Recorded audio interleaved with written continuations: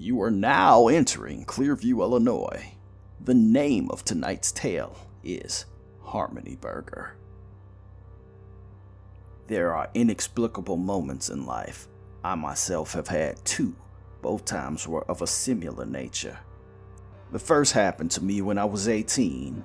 I was the quarterback of our football team, the Clearview Wolves. We had just lost a big game. There are two high schools in Clearview, Argyle and Clearview, hometown rivals. People that live here know when those crosstown games come up, we compare it to when the Sox and the Cubs play in Chicago. I say all that to say, winning these games are quite a big deal when they happen. Me being the quarterback, everyone looked to me like it was my game to lose, and I let North Clearview down. I took that loss hard and personally. That night, I took to the streets, alone in my rust-brown Camaro, found a gorge, and for a brief moment, I considered driving off of it. I didn't, or else I wouldn't be telling you this story, but I was one bottle of whiskey away. I can hardly remember the night, but there was an instance I recall, as if I was stone cold sober. On my way back home, I was extremely hungry. In my half-drunken stupor, I looked for anything to be open, but Clearview had very few late-night options back then. Well, that's still true, except for the casino. So, despite all odds, I noticed the bright blinking marquee of a fast food place called Harmony Burger. It was right next to Clearview Mall. I know what you're saying because I said it too. What is Harmony Burger? To answer your question, I had no idea then, and I don't know now. There wasn't a drive-thru, so I got out and went in.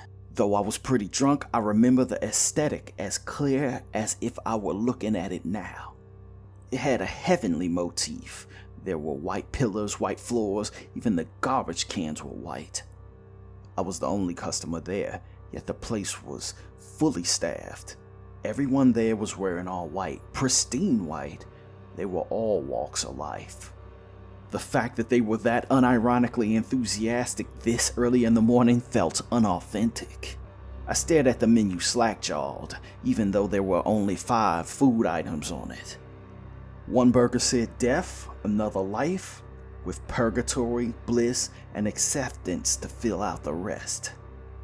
I didn't know what was good, so asked the teenage girl behind the counter.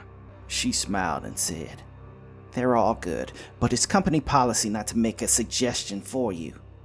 I didn't particularly see the point of that, but I was too drunk to be analytical about it. All I can remember is asking if the death burger was spicy. The girl said non-committally, "Some find it spicier than others." After she went on about mushrooms and ingredients, I just went with life. I took my food to go and ate it in the car. I honestly can't tell you how I even got home, but I can tell you that was hands down the best burger I had ever had in my life, up until that point at least. I can't remember what was on it or how it was cooked. I can only recall that feeling more than anything.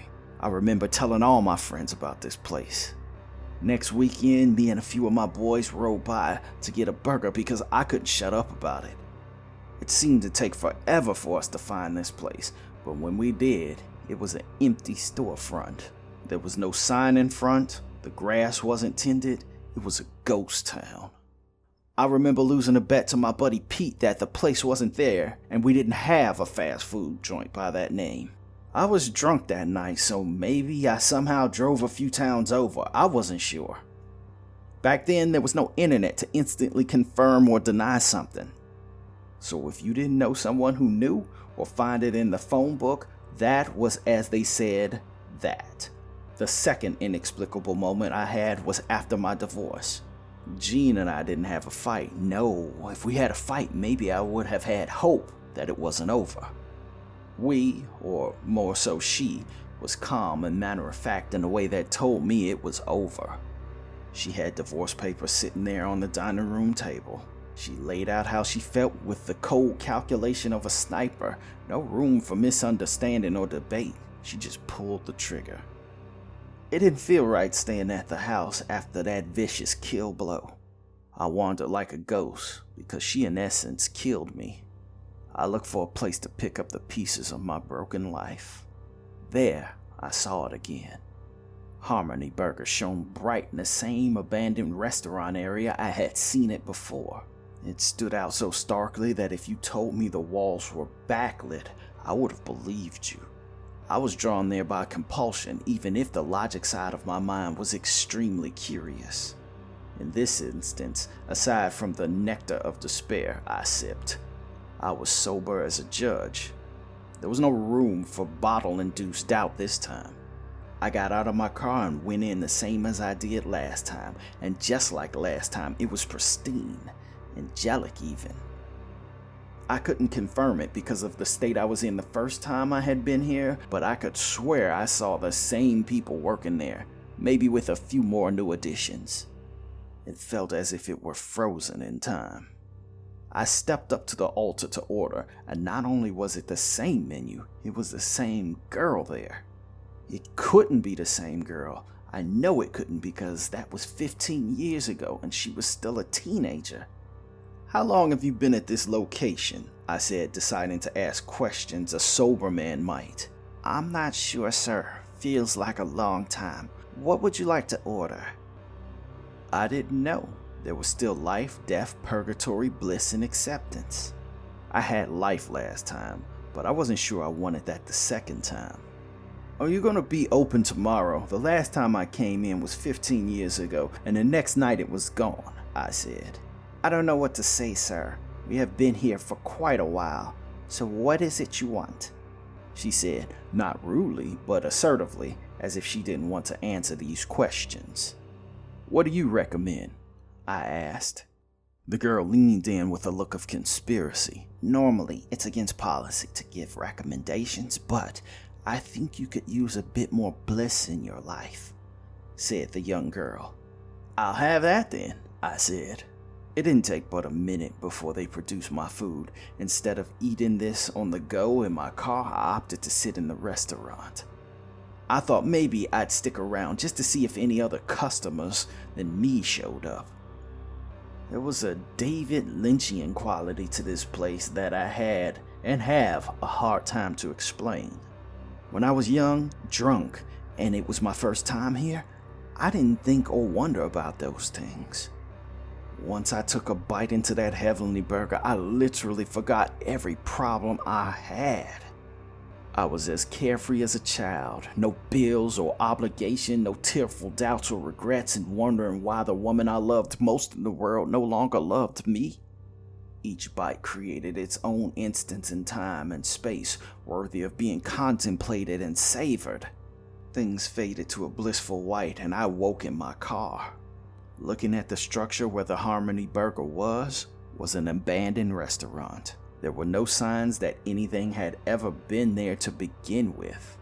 I am not crazy, and aside from times that I've had direct dealings with Harmony Burger, I do not fall victim to visions, hallucinations, prophetic, or mundane.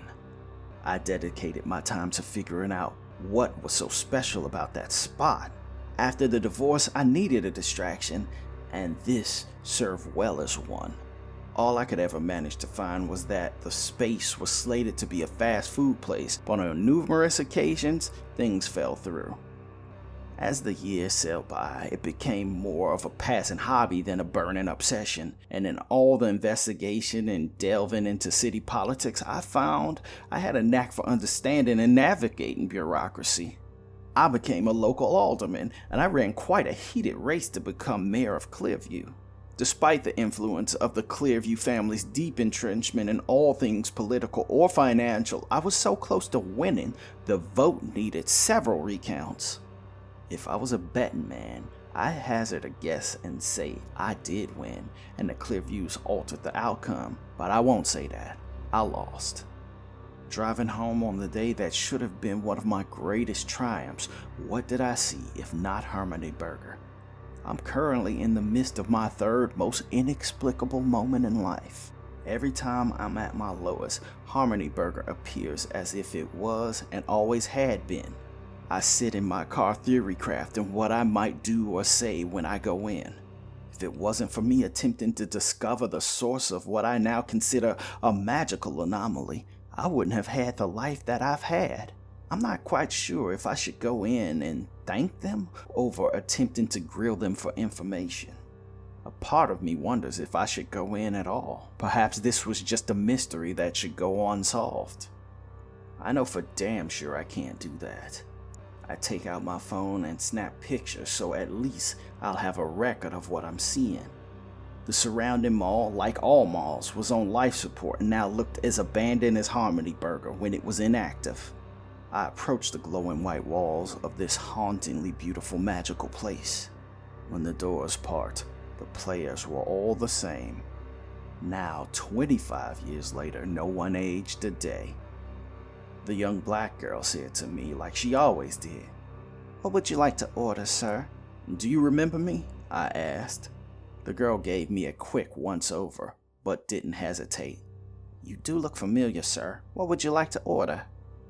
I smiled. I figured I would go over her head and see if any of this had a higher purpose, maybe an architect, someone to make sense of this absurdity. "Can I talk to your manager?" I asked. The girl looked around to the staff, who all scrambled to find the correct response. "Okay, sir," said the girl. After a few seconds of mental calculations, the girl slid into the back. All the while, the staff gazed at me with an eerie kindness. Emerging from the back of this immaculately white restaurant was a massive man in all white. He could have been 7 feet, or very close to it, and wide. I have no aptitude in guessing weight, but he'd have to be a number higher than I could figure. Despite that, the man was so graceful it felt as if his feet didn't touch ground. In a warm and professional tone, he spoke to me. "Hello, sir. How may I help you tonight?" I'm not exactly sure what I expected, but for some reason, this was not it. I was just trying to figure out why this place is here. "It's here because you needed a place to eat." But it's just me. It's just a slow night. I took a different tact. "What is this place?" "It's Harmony Burger, sir," he shot back with a smile. "If you're not going to order or have a complaint about the food or service." No, it's been spectacular. In fact, it's the most perfect place I've ever been." The big man smiled with unrestrained pride. "Sir, you know, we are hiring." I paused. I wondered if this was always where my life was meant to go. The big man produced an application as if from thin air, along with ink and quill. I really only had one question. "What are the benefits like?" You are now exiting Clearview, Illinois. Hope you enjoyed your trip.